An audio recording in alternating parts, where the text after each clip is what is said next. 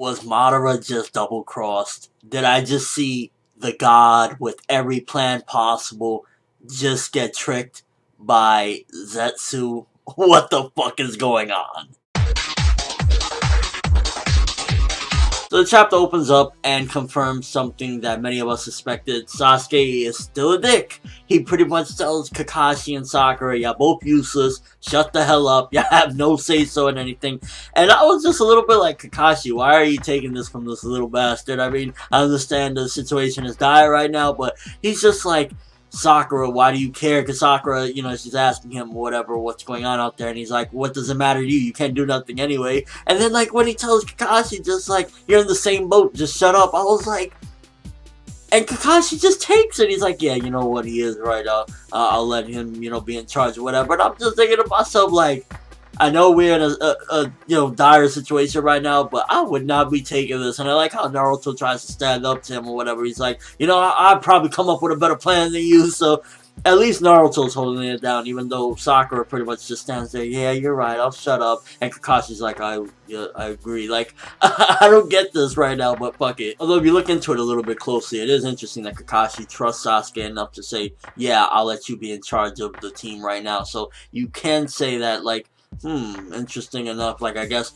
he sees within Sasuke that he is strong enough and smart enough to at least lead them for now. And then we cut into the dreams of what people are thinking about within the Moon Eye plan, you know, their idealistic world, so to speak. And it really makes me think, and I really gotta ask the question to you guys as well.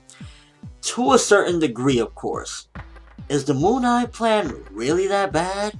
I mean, obviously, it's not reality. Let's not get it twisted, whatever. It's not, this isn't reality or whatever, and at the end of the day, one person shouldn't be, or some tree shouldn't be dictating the rest of somebody's life within some dreamlike state or whatever. But if you just see the dreams that these people are having, especially some of the more sad ones, like Gaara's or something like that, it really makes you wonder, is really the Moon Eye plan that bad if these people are immersed in complete and utter happiness? It's almost like they're in complete ecstasy, so to speak, and that really makes me wonder, as far as life goes in general, like, does being in total ecstasy and happiness and just your ideal world at the cost of not actually living it in the real world, is that a fair trade? Is that a good trade nonetheless? Because at the end of the day, these people are in their ideal world. Some of them are stupid as hell, like Kiba as Hokage, never gonna fucking happen. And then talking about like, yeah man, we need to have a day dedicated to dogs. Like, I think each and every one of them for the most part was signifying what they're all about. Some of them were kind of dumb, like 1010. Basically her whole thing is like a commentary on Guy and Lee being perfect. So that kind of shows the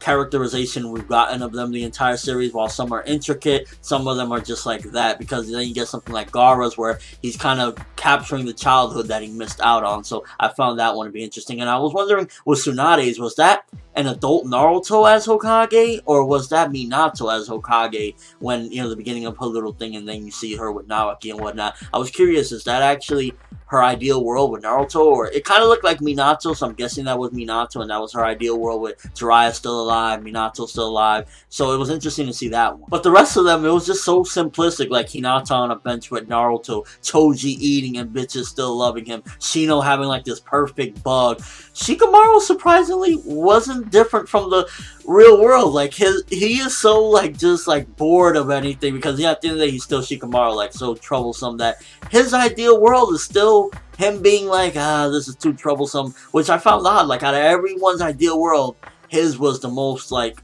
not different at all from normal society. And it's interesting enough as well that Madara, while he is indeed the villain and everything he does is kind of like, you know, villainous and just evil, he in his mind thinks that he's actually doing some good and he's done a great deed for these people. And it's almost as if he just really deluded himself from when he was younger. The dream that he had of uniting the world and just being this great leader, this was the best he could come up with. And I think he really truly believes what he's doing here is good. And that's the interesting thing about villains like that. I like when a villain kind of feels like what he's doing is the right thing to do. And he really believes that. Like, he's telling Naruto, how dare you try to interrupt their happiness or whatever. So that really makes you look at it like, wow, like Madara, with everything that he's done, you know, all the chaos and everything, he truly believes what he's doing is right and this is the right thing to do. But then, the big plot twist at the end that no one saw coming. I don't give a shit. Nobody saw Black Zetsu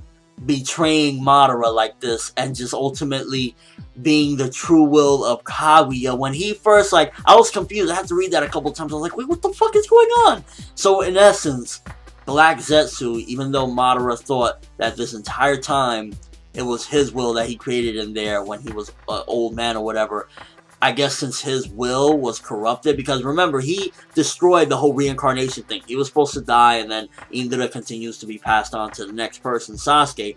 But I think in doing so, that was how he was able to take on Kaguya's will as well, when he disrupted the flow of nature or whatnot. So maybe that's why Black Zetsu is indeed Kaguya's will. And it really makes me wonder, so this whole time, Zetsu was lying in wait to do this? Was this Zetsu's plan all along? I would really like a little bit more of a clear explanation as to what the fuck is going on. If I'm not mistaken, then that means that this entire time Zetsu has really been the villain all along. In essence, like, you've had the villain behind the villain. Like, you've had Pain, and then behind Pain stood Obito, and then behind Obito stood Madara, and now, unbeknownst to all of them, behind all of them was Black Zetsu. So that's just boggling my fucking mind. Like, it's making me wonder what he did, basically, at the end of the chapter, was stabbing through Madara or whatever, putting his arm through him. I'm curious, like, what was he trying to do to him? Was he trying to take over completely?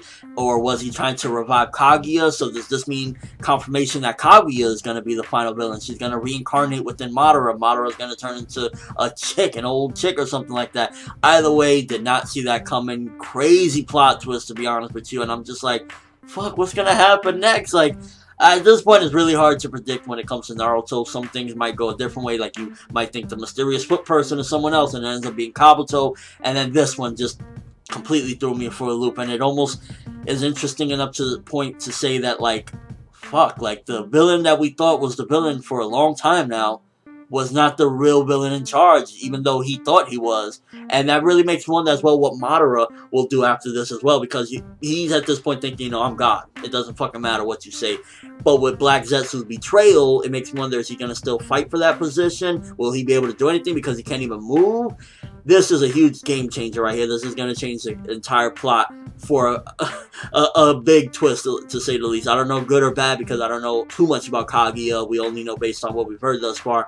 And with that being Kaguya's will, Madara, just like, I can't believe this fucking Black Zetsu was able to trick Madara. I'm curious if the other Zetsu are with him as well. Was White Zetsu with him? Was the Spiral Zetsu down with Black Zetsu and Kaguya's will as well? For the most part, I believe Zetsu was mainly just spawned off of Hashirama. So with Black Zetsu being Kaguya's will, it makes you wonder if they were with him as well, or what's going to happen. But overall, just crazy plot twist at the end. For the most part, the Moon Eye plan is something that we've been waiting to see for a long time, and some of them just felt really ridiculous and goofy or whatever, but this is their ideal world. And to be honest, this chapter really made me think to myself morally and just overall as nature itself.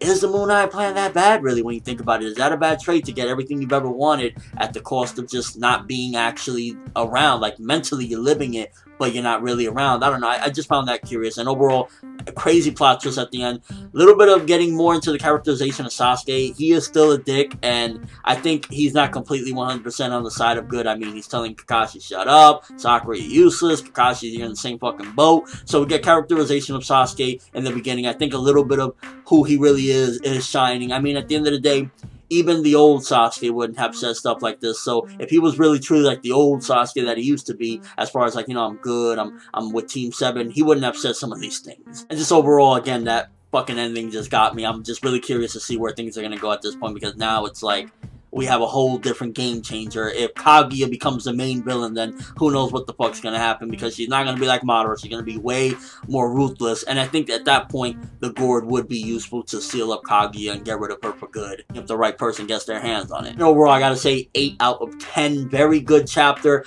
A good chunk of it was the Moon Eye plan and seeing what people like were daydreaming. Some of it was sad. Some of it, like Gaara's in particular, caught me out. I felt like, damn, he's trying to recapture the childhood that he missed out on, whatever, and just kind of having it ideal with Naruto, that sad kid that he's seen, you know, being inside of his childhood, whatever. Some of them was like Kiba, 10-10, like silly shit or whatever, but then again, that's the most characterization we got in Shippuden of them, so you can't really blame it. Let me know what you guys think. What did you think of this one? Do you think Kaguya is going to be the final villain? She's going to take over Madara's body? Is she going to be reincarnated? What is she going to be like? Do you think there's a possibility Hagoromo will show up and it'll be son versus mother? Like, he'll have to show up at this point. And just your overall thoughts of this chapter. Great fucking ending. I can't wait to see what's going to happen. But that's all I have for this review. Thanks for watching. Hope you enjoyed. If you liked anything I had to say or enjoyed the video, drop me a like. I'd greatly appreciate it. I'm from that world, and as always, people, have an awesome day.